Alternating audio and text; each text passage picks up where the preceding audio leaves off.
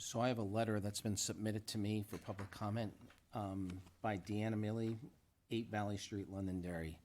It's addressed to me as the chairman. It's handwritten, so bear with me as I go through this. And she did call me to ask me to read this into the record. Dear John, please read my letter, August 15th, council meeting. I've included info from the assessing department and information obtained at the Leach Library about the Lithium Springs history. I don't expect you to read all of it, but you may want to share with everyone. So Deanna's, I'm doing my best here with this, Deanna. So there's additional information here I think looking to share with all of you. The main concern is that my letter be read. She's a 50-year resident. So let me get to the July 21st, 22 article. Hearing on the purchase of Lithium Springs property was continued. This was continued at the July 11th Town Council meeting. Mike Malaguti, Town Manager, remarks as follows. Town is looking to acquire 54 acres of land, Nashua Road towards the Hudson Line. To use it as the former home of Lithium Springs, the water company has since gone. Needed to go before the Conservation Commission for $1.5 million. It did.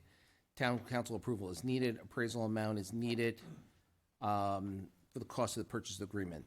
They have a safeguard for the funds, and they can take it back out of the agreement. The Conservation Commission has about $750,000 in their land acquisition fund, and no increase on that amount. Hopefully, they will be able to award different grants than they've applied for, and will be applying for them in order to purchase the property. Mike Speltz gave a lengthy presentation. He stated that it would be protected to protect their drinking water, and that it would help to protect the wildlife. The property has had a long history. Londonderry was attained the Londonderry Leach Library and Derry News. I've passed that information on to the rest of the councilors. John Wilson says he doesn't think it's a great investment to buy properties that have wetlands and can't be developed because they're already protected. The state will protect it. John Farrell, the chairman, asked for a GIS calculation done to determine what the buildable area is. I was told that they couldn't obtain the GIS configuration, so I guess she must have spoken to somebody who told her that it couldn't be done.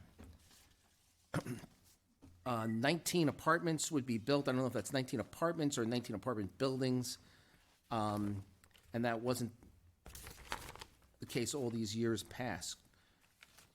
The property has been, is it wet or dry? I mean, I'm assuming it's probably dry now in the drought. I was also turned under the contract that it would be left to the conservation chairman would have an easement, so it's not an easement. Not an easement. The property ID is 002-022-0, location 274 Nashua Road. When Mike Malaguti was asked about the deadline, he said it was August 31st. We learned about this on July 11th council meeting. Seems we are expecting to make a decision on assumptions and grants and funds. So, Ms. Mealy, I hope that I read this to your satisfaction. I'm sure you'll let me know.